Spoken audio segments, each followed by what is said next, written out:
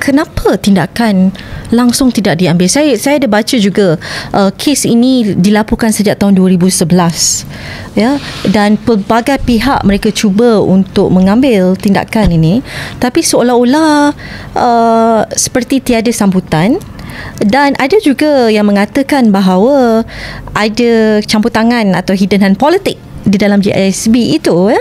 Kita boleh tengok gambar-gambar JISB bersama-sama dengan pemimpin politik kedua-dua, both sides of the divide, dua-dua yang dia ada, ya, bersama PMX pun ada, bersama TUN pun ada, bersama PAS pun ada dan sebagainya. Dan saya ingin melihat ini lebih kepada kes berkepentingan awam, dan adakah kerana dia besar dan kaya tindakan tidak boleh diambil? Apa pandangan Ustaz mengenainya? Dia ada dua keadaan. Pertama, JISP telah mempelajari bagaimana mereka diharamkan melalui Al-Arkam dan Rufaqa. Okey. Saya meyakini bahawa mereka mempelajari bahawa untuk survive mereka perlu ada connection politik. Dan mereka menggunakan segala kekayaan yang mereka ada, diperhambakan ahli-ahli mereka itu untuk mendapatkan, dan bahkan banyak program-program agensi-agensi kerajaan yang ditaja oleh JISB ini. Dan kita, adakah termasuk juga ada bukti menunjukkan agensi yang doktor kritik itu juga mendapat tajaan? Ada atau tidak buktinya? Tajaan itu kan, tapi mereka institusi-institusi di bawahnya diberikan sumbangan dalam bentuk tunai atau kepada rumah-rumah kebajikan mereka itu, yang mungkin dianggap sebagai bantuan zakat dan juga sedekah dan juga yang lain-lain. Jadi ini berat. Kalau menyebut pada saudari Liana sebutkan berkaitan dengan tahun 2011, betul. Ia bermula bukan daripada tempat lain, daripada dalam JAKIM itu sendiri. Ada satu pasukan yang baik, yang saya pun saya dah sebut nama beliau di media sosial saya sebutkan bahawa di situ adanya seorang yang bernama Dr. Aizam Mas'ud. Dia antara leading researcher yang membongkarkan pada tahun 2011, tahun 2012, tahun 2013. Malangnya, yang ini menjadi pertanyaan saya, beliau diubah ke bahagian halal sampai kepada hari ini. Walaupun PhD dia, kajian akademik dia adalah berkaitan dengan ajaran sesat. Apa yang didedahkan pada tahun 2012 itu? Beliau dah sebutkan dengan jelas, jangan percaya JISB. Mereka masih mengekalkan akidah dan juga pengamalan di dalam Al-Arkam. Beliau sebut secara konsisten. Dan amat malang apabila beliau ditukarkan ke bahagian. Adakah kenaikan pangkat atau sebabkan tak, benda itu pun dah ditegur kenapa perlu untuk diubahkan, kerana kepakaran beliau dalam bidang itu. Kalau kita kata, dan ini bukan semua orang boleh pergi dihantar, dan bidang kepakaran pengajian Islam ini bukan semua orang berkongsi benda yang sama. Tidak. Dan memang kepakaran dia di situ.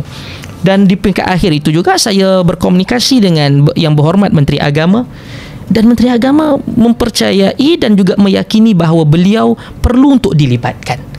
Dan Menteri Agama melibatkan beliau dalam proses selepas daripada polemik ini berlaku. Bermaksud apa? Memang beliau adalah watak yang tepat dan betul untuk berada di situ. Itu yang pertama. Dan yang kedua adalah daripada isu kefatwaan. Apa yang ada di dalam JISB itu dan akidah-akidah yang wujud di dalam Al-Arkam itu menyamai dalam beberapa pemikiran dan akidah yang ada dalam aliran tarikat yang ada di Malaysia. Kalau kita lihat, beberapa tahun yang lalu, pejabat mufti wilayah persekutuan telah pun menarik balik fatwa menyesatkan satu aliran tarikat Naqsyabandiyah Al-Aliyah Nazim Haqqani. Dan ada beberapa persamaan yang persis di antara apa yang diimani oleh JISB dengan hal ini, dengan Nazim Haqqani, tarikat tersebut. Maka sebab itu kalau kita lihat, sekiranya mereka cepat dan juga berkeras terhadap benda ini, dia seperti domino effect. Dia akan pergi kepada benda-benda yang lain. Contohnya, mereka mempercayai mereka itu boleh berjumpa dengan Nabi SAW secara yaqazah. Yaqazah itu maksudnya by blood and flesh, secara sedar. Seperti mana saudara Liana nampak saya, beginilah mereka boleh untuk bertemu dengan Nabi. Itu kepercayaannya. Itu kepercayaan dia. Abuya atau ahli sendiri? mereka percaya Abuya itu. Abuya boleh berjumpa dengan Nabi. Dan bahkan sebab itu kalau kita tengok dalam bila orang jadikan ia mungkin satu benda yang lawak dan juga menghiburkan, tetapi dia ada maksud akidah. Bila dia katakan Abuya apa seorang yang teliti PBT kan, Ikhwan di Putrajaya, tetapi lirik-lirik itu semuanya menganggap bahawa Abuya boleh membantu mereka walaupun Abuya dah mati, meninggal. Bayangkan, itu yang mereka percaya dan itulah yang paling berat. Cuma saya tertarik bila ustaz atau doktor katakan tadi daripada Al-Arkam ke Rufaqah, right? And then seterusnya disambung pula watak yang sama, kelompok yang sama. Tiadakah langsung aktiviti rehabilitasi itu kepada kelompok ini yang mereka boleh bertukar-tukar entiti tetapi membawa ajaran yang sama? Apa peranan Jabatan Agama di situ untuk bagi kesedaran dan rehabilitasi? Ada tak proses itu berlaku? Saya tahu dia ada satu cabaran. Pertama, apabila kita memberikan ruang orang yang nak berubah. Jadi kita tak boleh terlalu keras ataupun was-was terhadap mereka. Tapi dalam waktu yang sama juga pihak yang menjadi mangsa, kononnya mangsa itu boleh memanfaatkan hal itu untuk menipu pihak yang berkuasa. Masih lagi mengekalkan. Namun kita pun bukan, mereka ada dalam sekelompok yang besar. Kita boleh tengok daripada kita tengok siapa yang pergi ke tempat-tempat mereka di Mekah ke, ataupun tempat lain, mereka mengagungkan gambar Asy'ari Muhammad yang mereka panggil sebagai Abuya. Itu yang saya tak faham. Kita dah ada pengalaman dengan Al-Arkam dan dia bertukar menjadi entiti, kedua-dua entiti ni. Tiada ke mana-mana daripada autoriti agama yang memantau mereka sebab ajaran sesat kan? Terus memaafkan dan terus macam kononnya mereka sudah bertaubat dan kalau berubah. Katakan mereka menjadi hal itu secara persendirian, kita pun tidak mahu. Kita tidak akan masalah. Satu orang tu yang ingin menjadi sesat, dia duduk di rumahnya, dia tidak sebarkan, okeylah. Bukanlah kerana okey tu dibenarkan. Itu urusan dia. Kita tak masuk campur dalam urusan peribadi. Tapi tak ada kepentingan awam di situ. Tak ada kepentingan awam di situ. Tetapi bila dia melibatkan, bayangkan perumahan di kawasan Selayang. Di Rawang itu, di bawah pentadbiran ni. Bagaimana dia boleh ambil kawasan taman awam dan dia jadikan tempat kuda untuk perniagaan dia. Ya, untuk perniagaan dia. Jadi di sini itulah yang sebab saya tak boleh masuk kepada isu-isu negeri. Sebab tu saya tekankan reformasi yang perlu berlaku di dalam tubuh Jabatan Kemajuan Islam Malaysia. Dan tak benar juga, yalah, nanti mungkin kita akan sampai kepada tahap yang ingin mempertahankan tak ada bidang kuasa, tak ada itu, tak ada ini. Ini semua adalah satu alasan untuk melarikan diri. Cuma yelah, benda ini mula-mula itu nampak kecil ya, dan bila saya pertama kali membacanya, bila dia dipampangkan dalam media sosial dan dibangkitkan oleh PUKAS, Pusat Kajian Ajaran Sesat, yang selama ni kita tak pernah tahu pun ada. Tiba-tiba dia meletup di situ dan ditontonkan pelbagai video yang memeranjatkan masyarakat tengok bagaimana nyanyian dibuat kepada menyembah dan sebagai propaganda yang dibuat melalui video itu secara terang-terangan ya.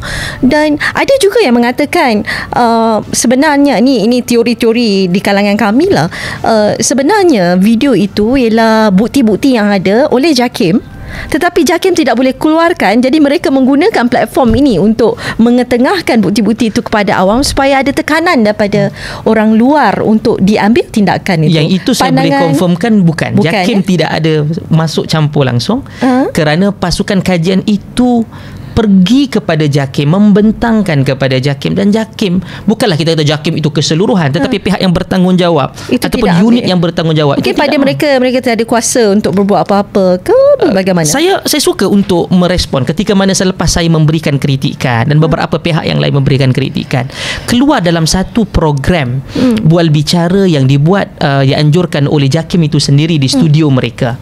Ketika kenyataan yang dikeluarkan oleh Datuk Muhammad Zaidi Ramli, penolong pengarah kanan bahagian dasar dan kemajuan Islam JAKIM, sekitar pada tarikh 25-26 September yang lalu. Beliau menjawab bila kita tegur terlalu banyak berkaitan dengan bengkel, mesyuarat dan lain-lain.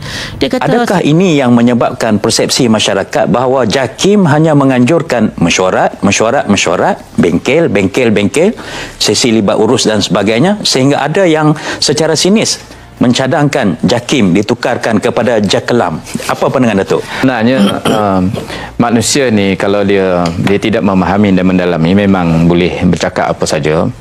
Dan Ustaz Zakaria pun orang JAKIM. Saya minta Ustaz Zakaria berlapang dada dalam hal ini. Sebab manusia tak mengetahui, bermaksud mereka boleh berkata apa saja.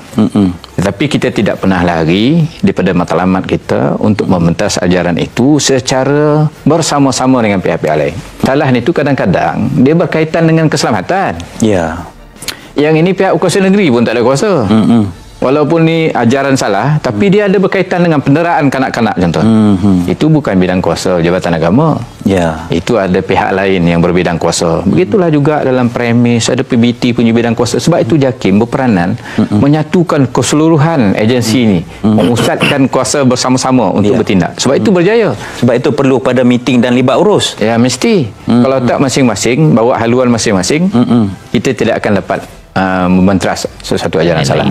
Dia kata dia menyebutkan tak ada bidang kuasa dan itu orang yang mengkritik itu tak faham.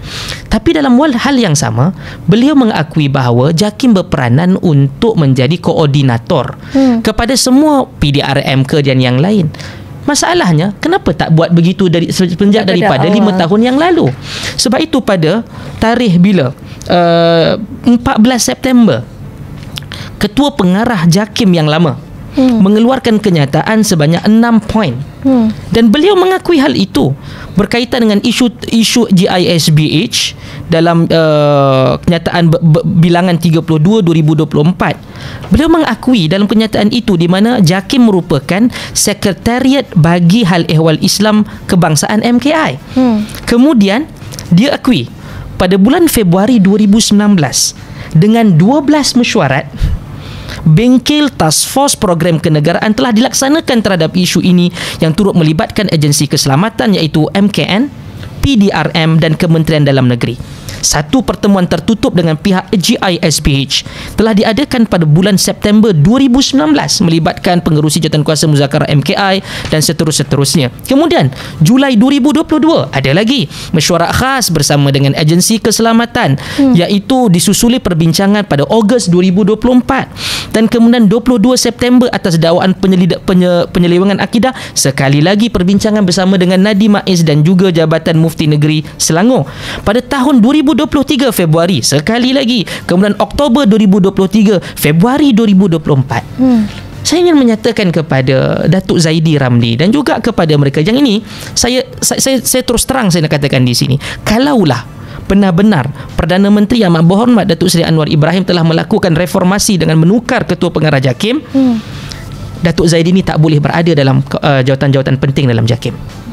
Saya sebutkan secara tegas, secara lantang juga. Secara lantangnya, bayangkan kenyataan telah pun jelas oleh Ketua Pengarah yang lama dengan menyatakan bahawa memang ada banyak bengkel dan juga mesyuarat-mesyuarat itu, tetapi tidak langsung boleh dikesan perkara-perkara yang kita tahu sekarang walaupun kalau telah ia hanya sekadar benda pemikiran tak apa. Saudari Liana, semalam Menteri Komunikasi yang merupakan jurucakap kepada kerajaan menyatakan lebih kurang dalam 662 anak mangsa-mangsa yang berada di pusat kebajikan itu berada di safe house oleh JKM. Ia bukan diambil saja-saja, menerusi perintah mahkamah. 662 dalam serbuan yang kali pertama dilakukan oleh PDRM. Yang menahan ataupun yang dapat mengumpulkan sekitar dalam 400 ke 500 anak-anak kecil ini. 179 disahkan mempunyai kesan kecederaan fizikal dan mental baru dan lama. Can you imagine if we can do something since 2019, how many of them we can save earlier? Tetapi orang-orang agama, penjawat awam sebegini, yang apabila kita memberikan teguran, kita bukan maki hamun, kita bagi teguran. Walaupun saya penjawat awam ke ataupun saya itu adalah saya pembayar cukai. Bayangkan, ini nyawa manusia.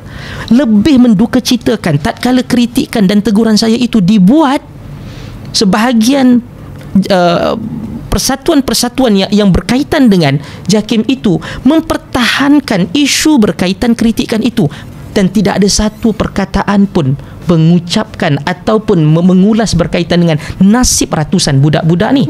Ini anak Melayu Islam. Anak Melayu Islam. Dan kita bercakap kita perlu untuk ini adalah satu badan untuk menyelia, untuk memelihara kemurnian Islam. Islam tu tidak akan boleh bergerak melainkan ada wataknya, iaitu umat Islam itu sendiri. Sekarang inilah generasi, dan generasi itu telah berada di situ 3 hingga 4 generasi sudah di situ, ya. Dan mereka ada satu modus operandi yang jelas. Apa modus operandinya? Dengan mereka mesti dipisahkan.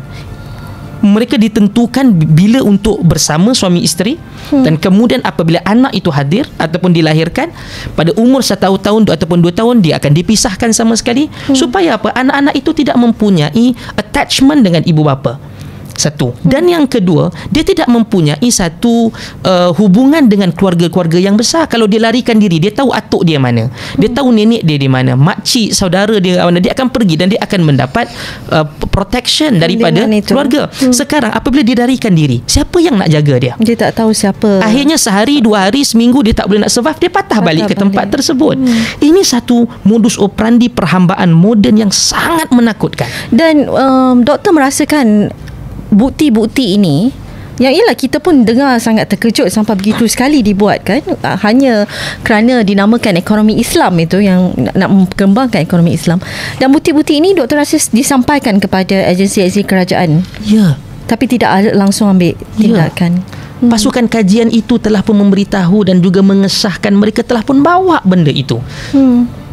Sekurang-kurangnya kepada kepada jabatan-jabatan agama, kepada majlis-majlis agama. Dan sekiranya kalian mempunyai maklumat tersebut, sudah tentu kalau saya berada di situ, saudari Liana berada di situ, dan kalau katakan itu bukan bidang kuasa kita, dia akan menggerakkan. Logik tak kita untuk akan call? Kalau kita berada di peringkat negeri, kita akan tanya Ketua Polis Negeri. Kalau kita Majlis Agama Islam Negeri, kalau kita berada di jabatan, kita akan buat, dan kita perlu untuk buat siasatan. Kalau katakan benda ini baru muncul seminggu, 2 minggu, sebulan, 2 bulan, saya boleh faham. Ini dah makan bertahun.